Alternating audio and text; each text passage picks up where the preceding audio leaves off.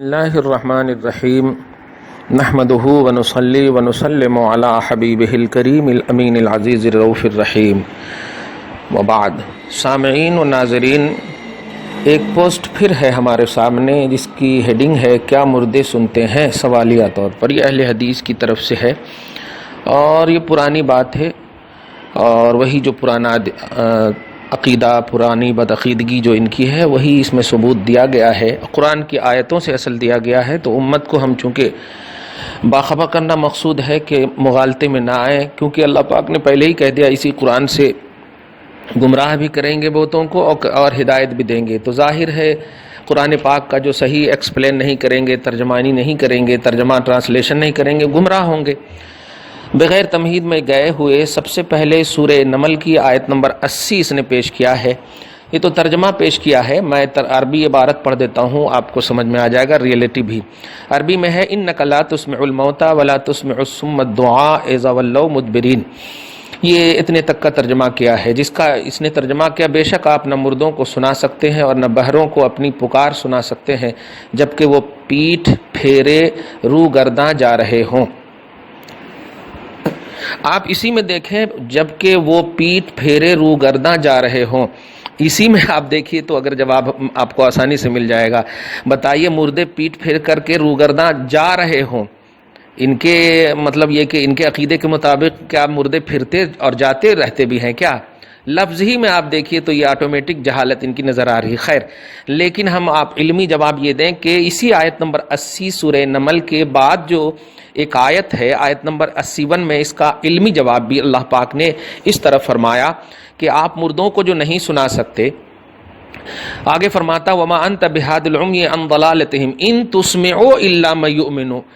آپ تو انہیں سنائیں گے جو ہماری آیتوں پر ایمان رکھتے ہیں۔ اصل میں اگر شروع میں بول دیتا کہ مردے سے مراد یہاں کفار ہیں تو بولتے کہاں لکھا ہوا ہے، تو خود جواب اللہ تعالیٰ آگے دے دیا کہ آپ سے جو آپ کی نصیحت کو، آپ کی ہدایت کو وہ سنیں گے جو ایمان والے ہیں۔ اس کا صاف اب مطلب ہوا کہ آیت میں کفار مراد ہیں اور اولیاء اللہ اور محبوبان الہ کفار نہیں، اللہ کے محبوب بندے ہیں۔ یہ تو پہلی آیت کا جواب کہ یہاں مومن نہیں، کفار کو نہیں سنا سکتے، جو زندہ ہیں وہ کفار کے بارے میں آیت ہے۔ دوسری آیت ہے سورہ روم کی آیت نمبر 54، اس میں بھی سیم وہی ہے کہ آپ مردے کو، بے شک آپ مردوں کو نہیں سنا سکتے اور نہ بہروں کو آواز سنا سکتے جبکہ وہ وہی فَإِنَّكَ لَا تُسْمِعُ الْمَوْتَى وَلَا تُسْمِعُ الصُّمَّ الدُّعَاءَ إِذَا وَلَّوْا مُدْبِرِينَ، یعنی وہی ہے۔ اور اس میں بھی وہی ہے إِن تُسْمِعُ إِلَّا مَن يُؤْمِنُ بِآيَاتِنَا، یعنی آپ مردوں کو، جو تو مردوں سے مراد وہ کفار ہیں۔ اور چنانچہ دیکھیے آگے ہے إِن تُسْمِعُ إِلَّا مَن يُؤْمِنُ بِآيَاتِنَا، آیت نمبر 53 میں۔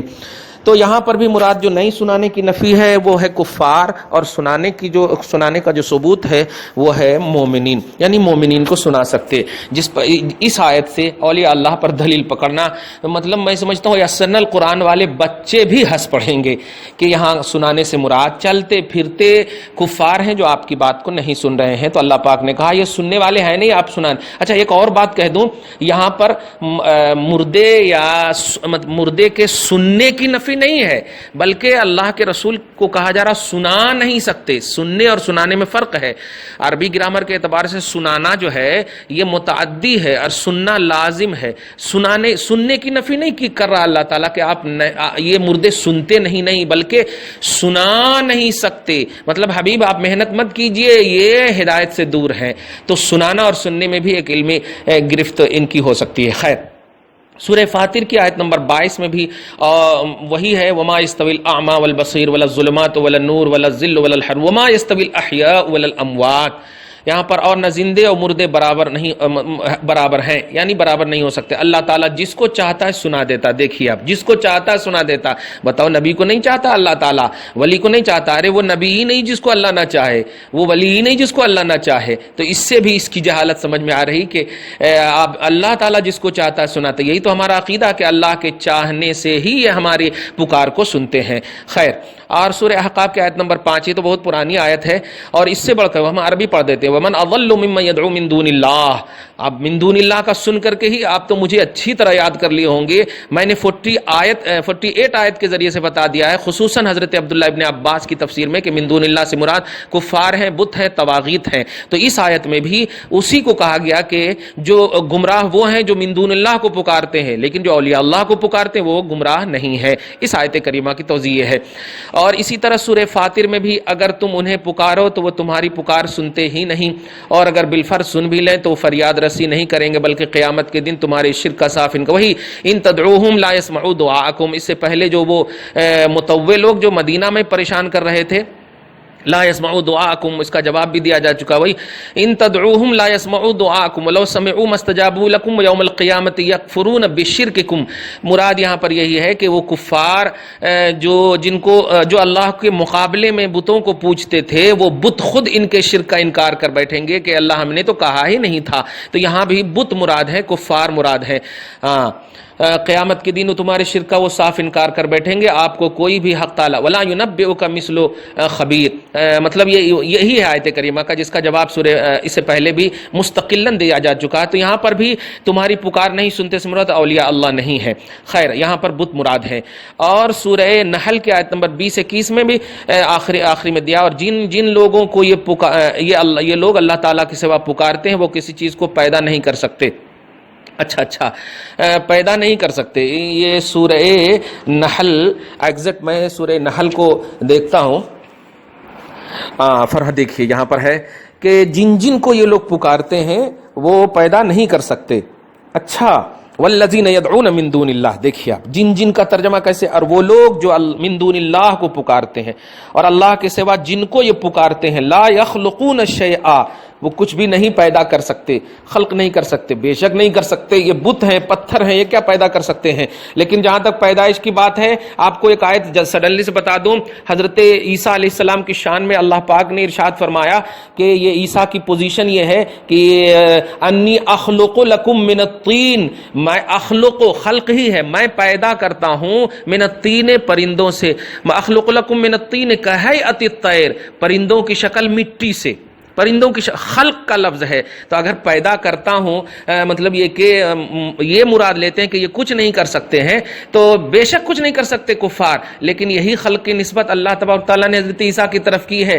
اس عربی مطلب اس قرآنی آیت نمبر 49 سورہ آل عمران کے ذریعے سے اگر دیکھا جائے تو پھر یہ نسبت شرک ہو جانی چاہیے، لیکن اللہ پاک ہی کہہ رہا ہے، لہذا ماننا پڑے گا کہ یہ جو ہے خلق ہے، یہ مجازی ہے. تو یہ تو ایکسپوز ہوا ان کا. میں آخری میں ایک حدیث پیش کر دوں تاکہ آپ اور بھی یہ ہو جائیں. کیا واقعی مردے نہیں سنتے ہیں؟ ہم حضرت مسند احمد کی روایت، بڑی اوتھینٹک روایت ہے، والیوم 3 165 میں آپ دیکھیں، والیوم 3 میں اور پیج نمبر 165 میں ایک حدیث، ان انس قال رسول اللہ صلی اللہ علیہ وسلم ان اعمالکم تعرض علی اقاربکم وعشائرکم من الاموات فان کان خیرا استبشروا به وان کان غیر ذلک قالوا اللهم لا تمتهم حتى تهديهم كما هديتنا. ترجمہ سنیے. حضرت انس رضی اللہ تعالی عنہ سے مروی ہے حضور صلی اللہ علیہ وسلم نے ارشاد فرمایا، بے شک تمہارے اعمال تمہارے رشتہ دار اور خاندان کے مردوں پر پیش کیے جاتے ہیں، اور تو اگر یہ عمل اچھے ہوں تو انہیں خوشی ہوتی ہے، اور اگر اچھے نہ ہوں تو وہ اللہ سے یوں دعا کرتے ہیں کہ اے پروردگار انہیں اس وقت تک موت نہ دے جب تک کہ تو انہیں ہدایت نہ دے جس طرح ہمیں ہدایت دی. کیا اس حدیث سے نہیں معلوم ہوا کہ مردے قبر میں سنتے بھی ہیں، دیکھتے بھی ہیں، پہچانتے بھی ہیں؟ کیونکہ کیا کہا جا رہا ہے، تمہارے اعمال ان کے پاس پیش کیے جاتے ہیں. اگر پیش کیے جانے کے بعد وہ خوشخبری بھی مناتے ہیں تو وہ دیکھتے ہوں گے، سمجھتے ہوں گے، سنتے ہوں گے عمل پیش کیے جانے کے تصورات کو، سب کو. لہٰذا مردے کے قبر میں مطلب مردے کے نہ سننے کا عقیدہ، اور مردے سے مراد مطلق خاص طور سے یہ لوگ جو نبی اور ولی کو لے رہے ہیں، یہ کتنی بڑی گمراہیت ہے.